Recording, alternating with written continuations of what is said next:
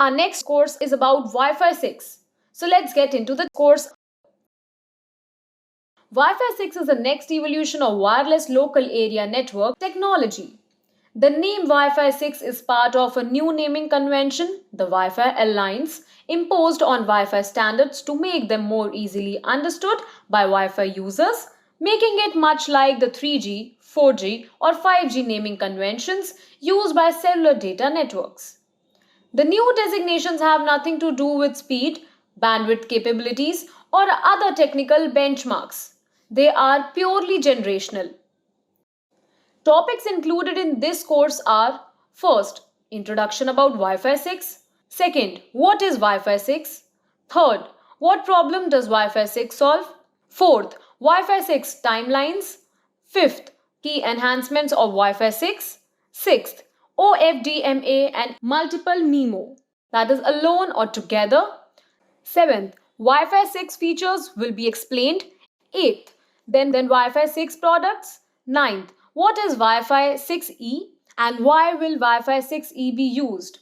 10th, benefits of Wi-Fi 6E. So let's get started with the introduction first. Previous generations of Wi-Fi, going back about 20 years, focused on increasing data rates and speed. Wi-Fi 6, also known as 802.11ax, is a new generation of Wi-Fi technology with a new focus on efficiency and performance. Wi-Fi 6 technology is all about better and more efficient use of the existing radio frequency medium. Wi-Fi 6 handles client density more efficiently through a new channel sharing capability that promises true multi-user communications on both the downlink and uplink. Wi-Fi 6 also uses a new client power saving mechanism that schedules wake times to improve client battery life. In 1999, wireless was commercially introduced as 802.11a and 802.11b ratifications. 802.11b, the most commonly used standard at the time, had very low speeds, only up to 11 Mbps, much lower than that Ethernet wired networks. But there were no Wi-Fi mobile devices and very few laptops were there. So 11 Mbps was fast enough. By 2003, Wi-Fi enabled mobile devices were introduced in the market, and portable laptops became common for business and personal use. The 802.11g standard was subsequently ratified, delivering up to 54 Mbps speed on the 2.4 GHz frequency band. In 2007, Apple introduced its first iPhone, and the smartphone became a modern reality. The 802.11n standard followed in 2009, delivering 100 Mbps of usable throughput. The 802.11n standard also brought about faster theoretical data rates of up to 600 Mbps and supported both 2.4 and 5 GHz devices. 802.11n was the last significant paradigm shift in Wi-Fi technology when we switched from single input, single output radios to multiple input, multiple output radios. We went from the time when the RF phenomenon known as multipath became constructive instead of destructive. By 2012, wireless mobile devices such as smartphones surpassed personal computer sales. Introduced in 2013, 802.11ac expanded and simplified many of the technologies of 802.11n. Even higher data rates prevailed. However, 802.11ac only operates in the 5 GHz frequency band.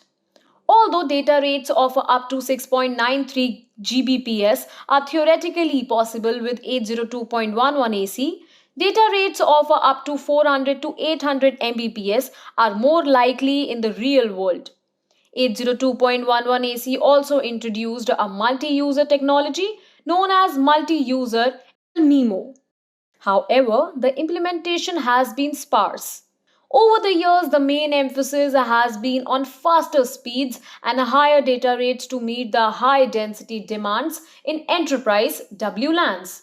However, there is a big misconception that data rates are the same as the actual throughput.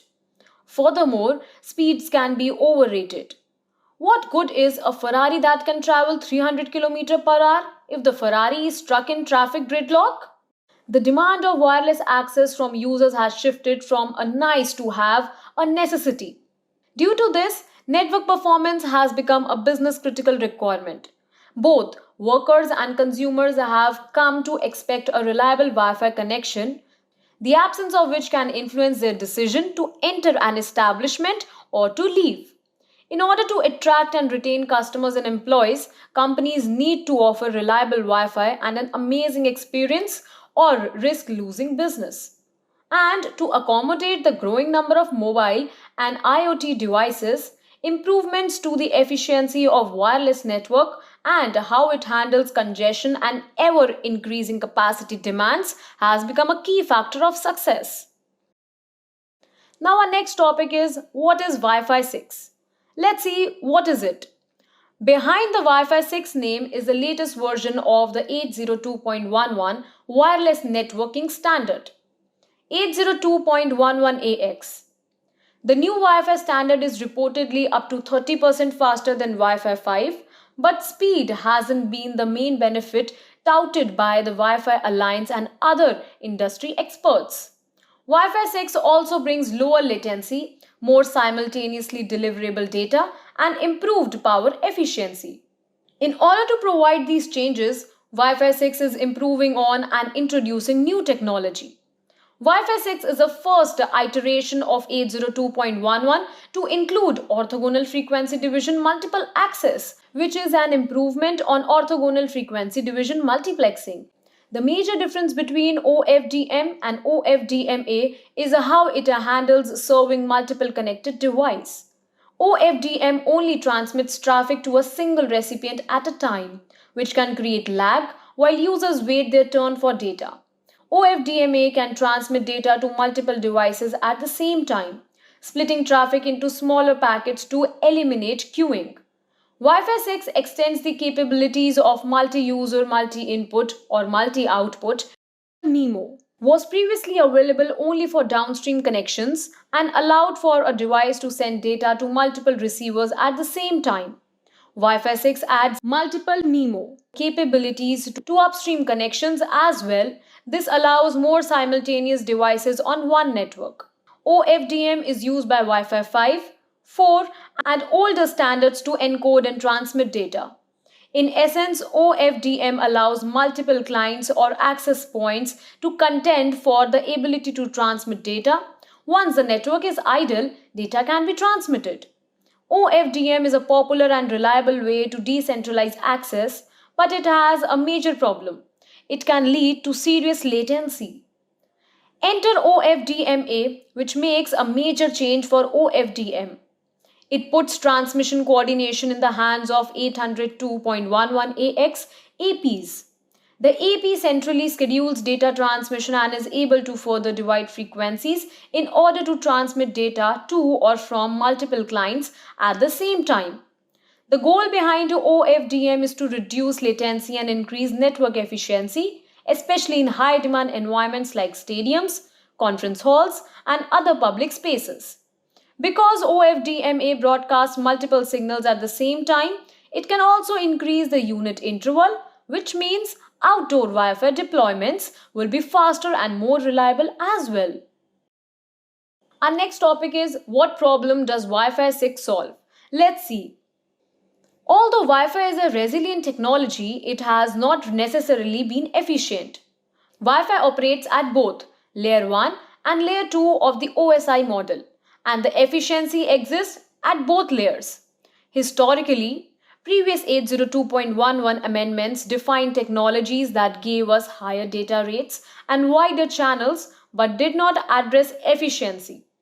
An often used analogy is that faster cars and bigger highways have been built, but traffic jams still exist.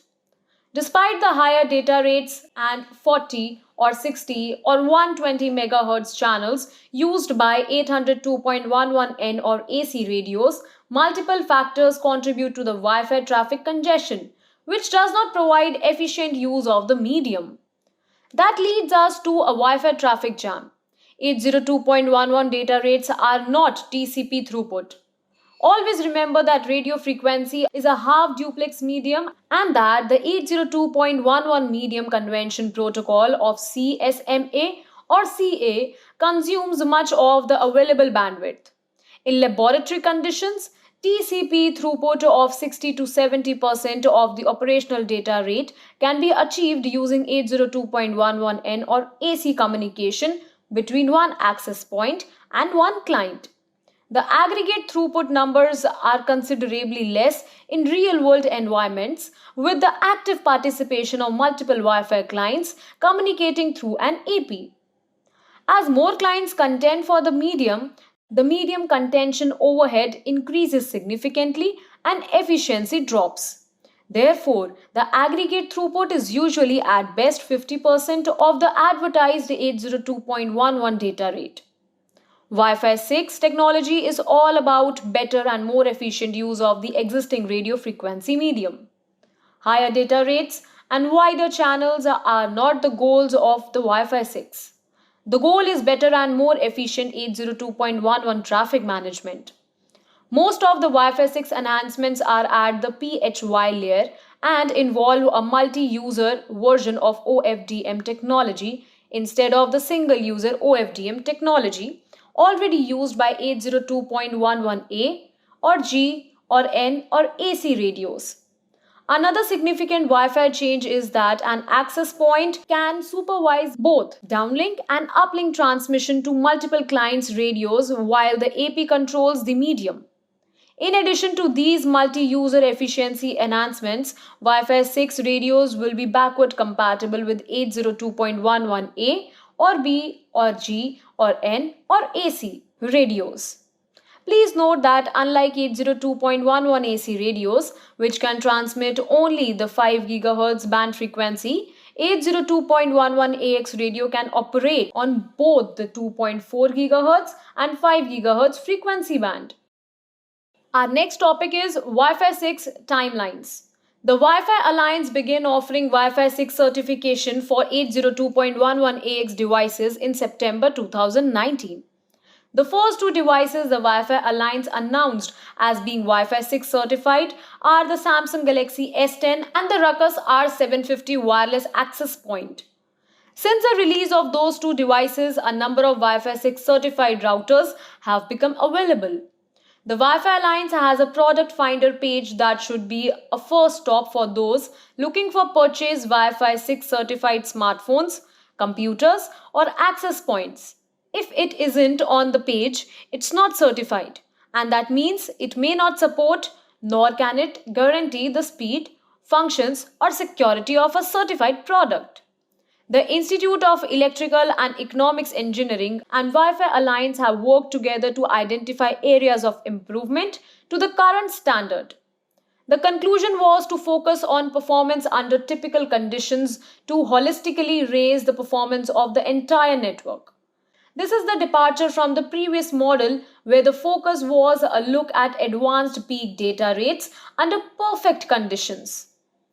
A new standard called 802.11ax was published in early 2018 and was recently named Wi-Fi 6 by the Wi-Fi Alliance.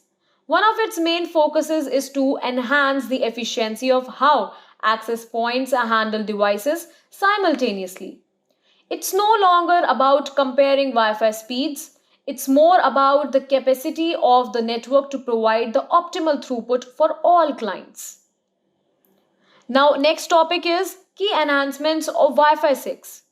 The ubiquity of Wi-Fi and its ability to complement other wireless technologies helps bringing the promise of connecting everyone and everything everywhere closer to reality. Wi-Fi popularity has also created very diverse and densely populated Wi-Fi conditions, requiring technological advances to meet the needs of users. Wi-Fi Certified 6 delivers improvements and new features that enables Wi-Fi devices to operate efficiently in the most dense and dynamic connectivity settings. Some of the key enhancements are orthogonal frequency division multiple access effectively shares channels to increase network efficiency and lower latency for both uplink and downlink traffic in high demand environments. Multi-user, multi-input, multi-output allows more downlink data to be transferred at one time, enabling access points to concurrently handle more devices.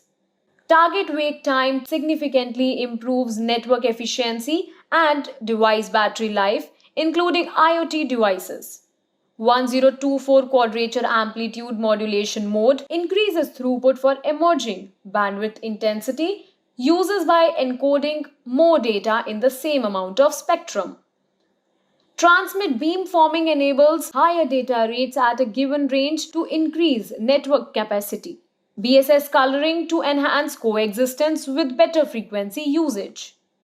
Our next topic is OFDMA. Let's get into the topic. Orthogonal frequency division multiple access is arguably the most important new Wi-Fi 6 capability. Legacy 802.11a or G or N or AC radios currently use orthogonal frequency division multiplexing for single user transmission on any given channel. Wi-Fi 6 radios utilize orthogonal frequency division multiple access, which is multi-user version of the OFDM digital modulation technology. OFDMA subdivides a Wi-Fi channel into smaller frequency allocations called resource units, thereby enabling an access points to synchronize communication, that is uplink and downlink, with multiple individual clients assigned to specific RUs. By subdividing the channel, small frames can be simultaneously transmitted to multiple users in parallel. OFDMA is ideal for most network applications and result in better frequency reuse, reduced latency, and increased efficiency. Think of OFDMA as a technology that partitions a Wi-Fi channel into smaller subchannels so that simultaneous multiple user transmissions can occur. For example, a traditional 20 MHz channel might be partitioned into as many as 9 smaller subchannels.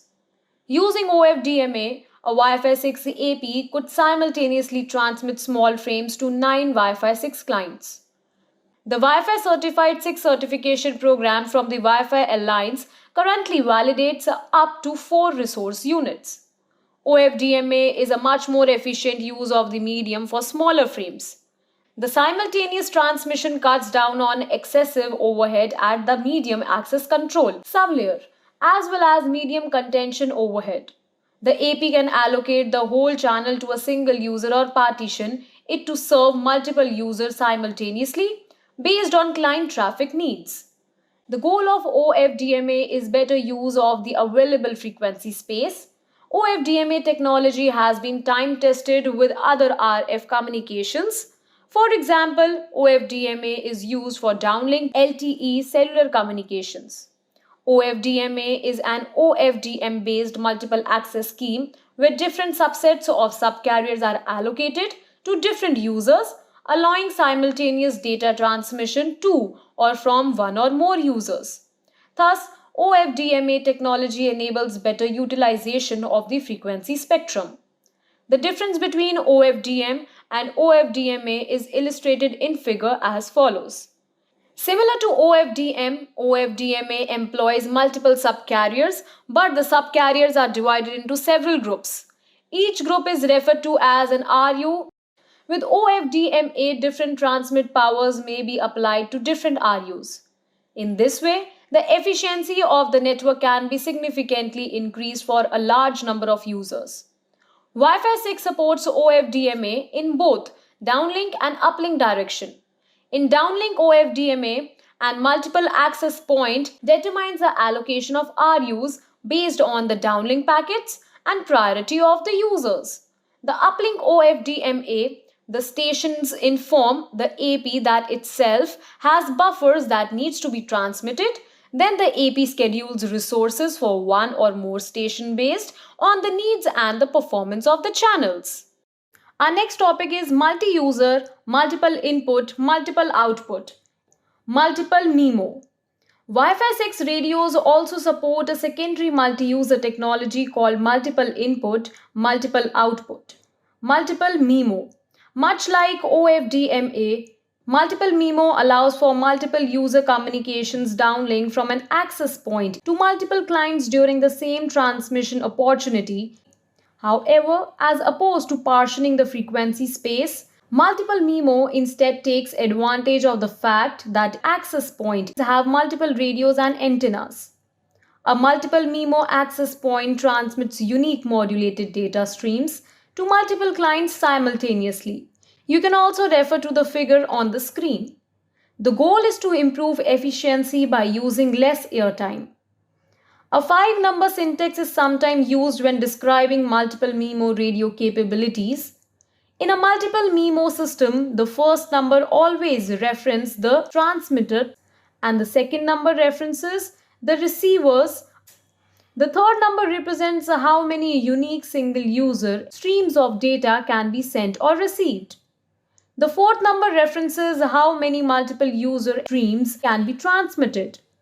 A fifth number is used to represent a multiple MIMO group or how many multiple MIMO clients are receiving transmissions at the same time.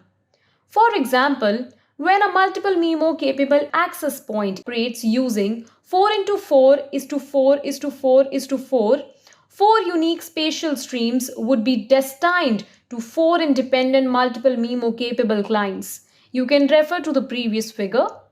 However, when a multiple MIMO capable access point operates as a 4 into 4 is to 4 is to 4 is to 2 multiple MIMO access point, two unique spatial streams would be destined to one 2 into 2 is to 2 client, and the other two spatial streams would be destined for a different 2 into 2 is to 2 client. You can refer to the figure on the screen. So, how would this work if there are 20 multiple MIMO clients associated with the Wi-Fi 6 access point? The access point make the decision as to which clients receive the downlink multiple MIMO transmissions and which clients are assigned to. For example, four clients could receive spatial streams simultaneously in the first downlink transmission, and then four different clients might receive spatial streams simultaneously in the next downlink transmission. Downlink multiple MIMO was first introduced in the second generation of 802.11 AC radios. However, very few multiple MIMO capable 802.11 AC, also called Wi-Fi 5, clients currently exist in the marketplace, and the technology has rarely been used in the enterprise. A key difference between Wi-Fi 5 multiple MIMO and Wi-Fi 6 multiple MIMO is how many multiple MIMO clients communicate with an access point at the same time. Wi-Fi 5 is limited to a multiple MIMO group of only 4 clients. Wi-Fi 6 is designed to support up to 8 into 8 is to 8 multiple MIMO in both downlink and uplink, which allows it to serve up to 8 users simultaneously and provide significantly higher data throughput. Downlink multiple MIMO will be available in Wi-Fi 6 radios. Support for uplink multiple MIMO will not be available in the first generation of Wi-Fi 6 radios. Although 802.11ax allows OFDMA and multiple MIMO to work at the same time, these technologies are different and can operate independently from each other. OFDMA allows multiple users to subdivide the frequency bandwidth of the time segment to improve the concurrency efficiency. Multiple MIMO allows multiple users to use different spatial streams to increase the throughput.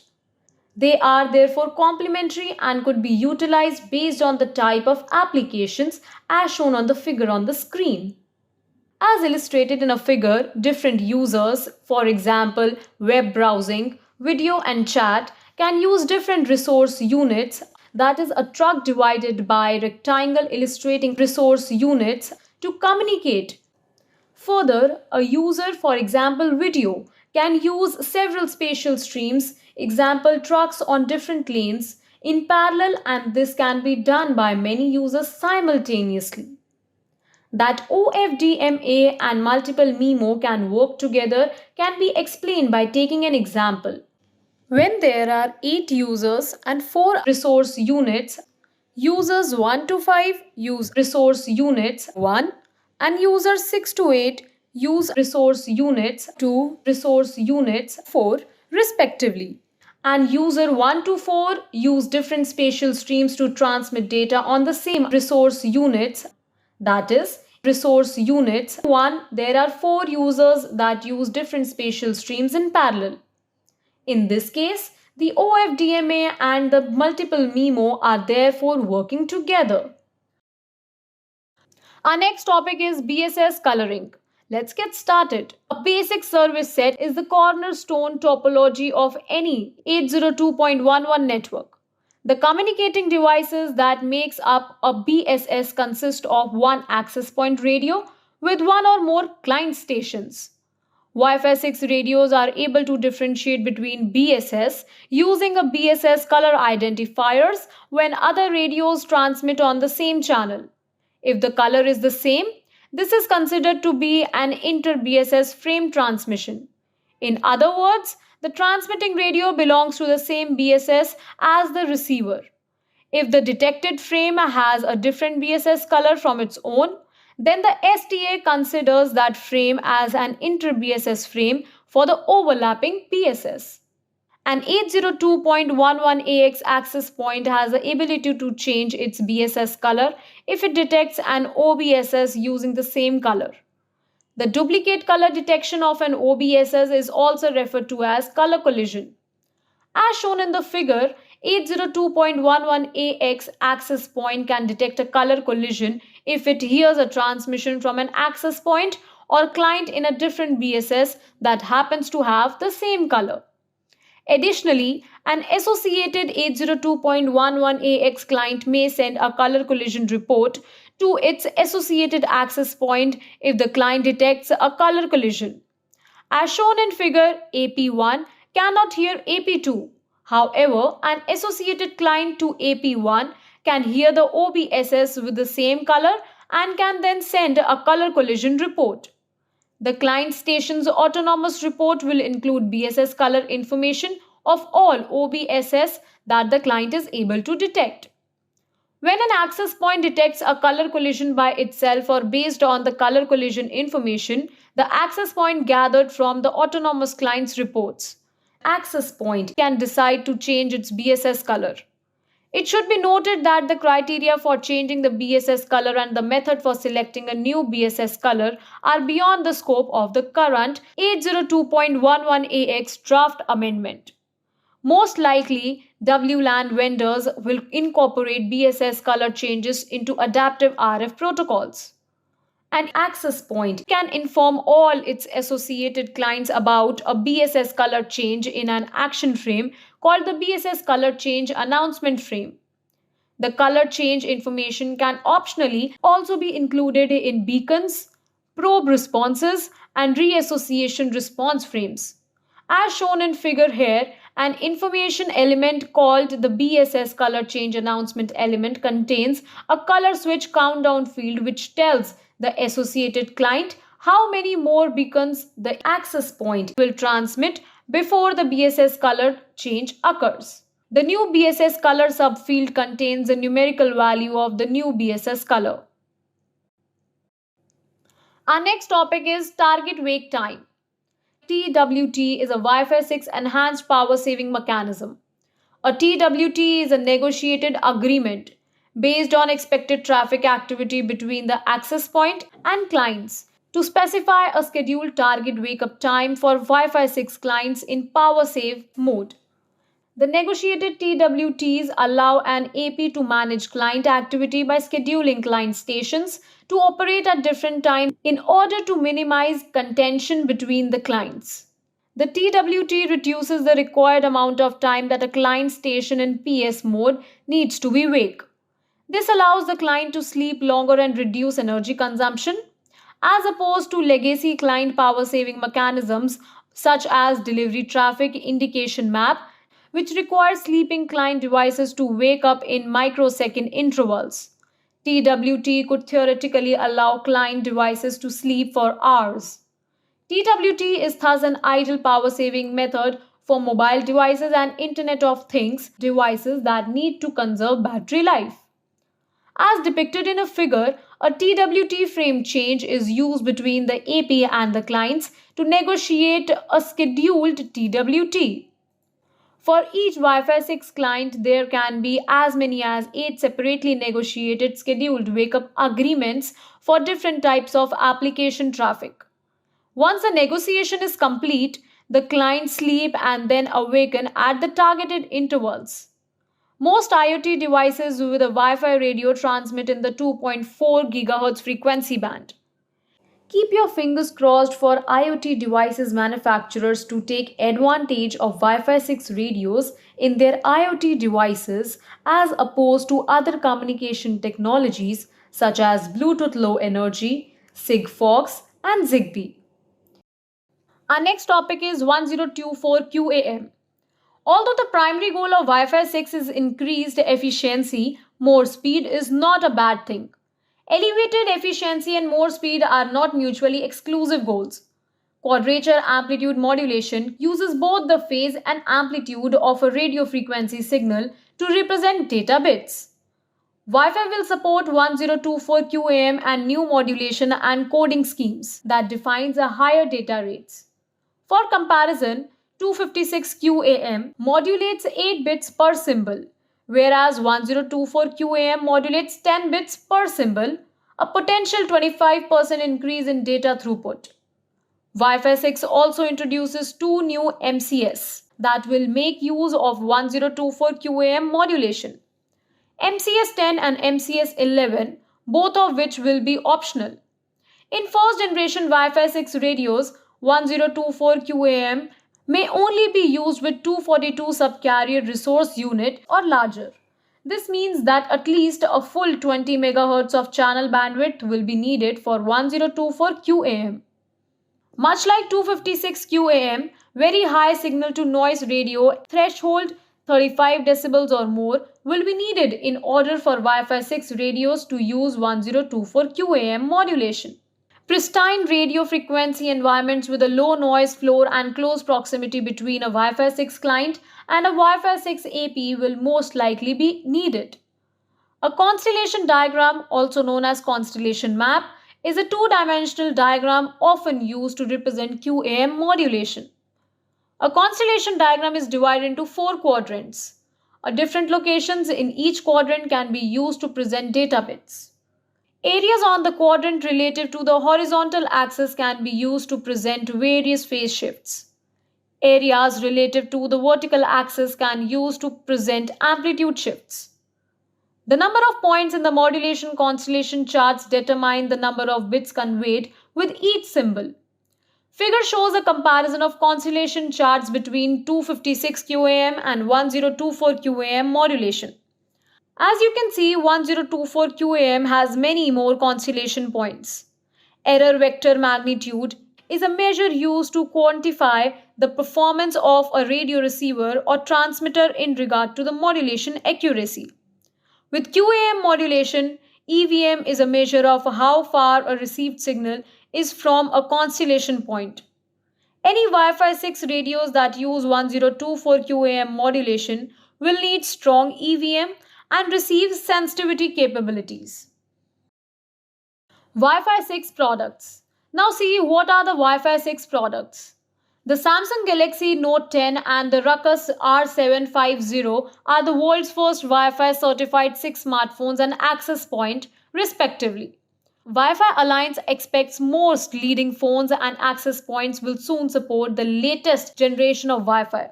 The first product designated Wi-Fi certified 6 which comprise the test bed for certification include: first is Broadcom BCM 4375. Second is Broadcom BCM 43698. Third, Broadcom BCM 43684.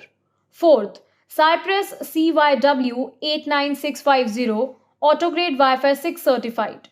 Fifth, Intel Wi-Fi 6 Gig Plus AX200 for PCs. Sixth, Intel Home Wi-Fi chipset WAV600 series for routers and gateways. Seventh, Marvell 88W9064 4x4 Wi-Fi 6 dual band STA. Eighth, Marvel 88W9064, 4 into 4 plus 88W9068, 8 into 8 Wi-Fi 6 concurrent dual band AP. Ninth, Qualcomm Networking Pro 1200 platform. 10th, Qualcomm Fast Connect 6800 Wi-Fi 6 mobile connectivity subsystem. 11th, Ruckus R750 Wi-Fi 6 access points. Now let us understand what is Wi-Fi 6E. Let's get into the topic. Wi-Fi 6 expands on the existing Wi-Fi 6 standards and allows access to a new 6 GHz band. Wi-Fi 6E takes the efficiency features from the Wi-Fi 6 like OFDMA, WPA-Pre, and target wait time and extends them to go to 6 GHz band to provide more cognition spectrum and less interference. With Wi-Fi 6E, enterprises can support new use cases that demand multi-gigabit speeds like high-definition video. Our next topic is how does Wi-Fi 6E work? Let's get into the topic. Wi-Fi 6 today uses two bands, 2.4 GHz and 5 GHz. Wi-Fi 6E utilizes a third band, 6 GHz. Wi-Fi 6E extends the same Wi-Fi capabilities into the 6 GHz to allow greater efficiency, higher throughput, and increased security. In April of 2020, the Federal Communications Commission voted unanimously to open up the 6 GHz band for unlicensed use. With that policy change, significantly more airwaves are open that routers can use to broadcast Wi-Fi signals, and that's big deal. The opening of the 6 GHz band is the biggest spectrum addition to Wi-Fi since 1989. The jump from 5 GHz to 6 GHz might not sound like much, but it essentially quadruples the amount of airwaves available for routers and smart devices. This means less signal interference. Why we need Wi-Fi 6? Now let's see. First, more capacity in the 6 GHz band which solves connection and congestion issues. Second, wider channels up to 160 MHz which are ideal for high definition video and virtual reality. Third, no interference from microwaves, etc. because only 6E capable devices can use the band. Fourth, due to cleaner spectrum speed is not an issue. Fifth, work with extremely low latency. Sixth, higher capacity due to wide spectrum. Let's see the benefits of Wi-Fi 6E. The simplest reason that we will want Wi-Fi 6E is the 6 GHz band allows for internet speed of greater than 1 Gbps. Not only that, but the increased spectrum means lower latency for online games, video calls, or virtual computing sessions in which you need instantaneous response to keyboard commands, voices, or mouse clicks. Even with faster connectivity, you will probably only notice the advantages of Wi-Fi 6E when it comes to home network capacity, which is to say, in the form of less spectrum congestion. Whole home gigabit coverage and multi-gigabit Wi-Fi capacity means normal home owners can finally have the kind of next-generation computing experiences we have only seen at ventures like vendor demos and at trade shows. Imagine virtual reality gaming anywhere in your house or participating in augmented reality business presentations, all without any bandwidth drop due to other family members streaming Netflix or neighbors watching YouTube. But there is usually a hidden gotcha with any new technology that sounds too good to be true. If Wi-Fi 6E has an Achilles heels, it is that the 6 GHz wireless spectrum uses short wavelengths. Short wavelengths are great for fast data transfers but have a harder time traveling long distances, and they suffer greater interference from physical obstructions like dense walks or floors in a building. Any real world Wi Fi 6E network will likely use both the 6 GHz and 5 GHz band to deliver fast, reliable connections throughout a home or office building.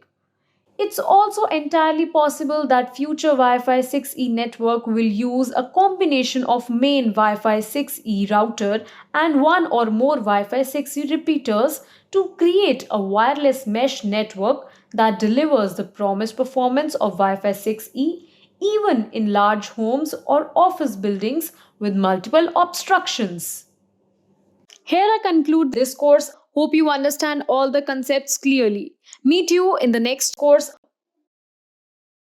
So, what are you waiting for? Join us for the course and do subscribe to our YouTube channel and don't forget to press the bell icon. Also, if you like our videos, don't forget to hit the like button and share our videos.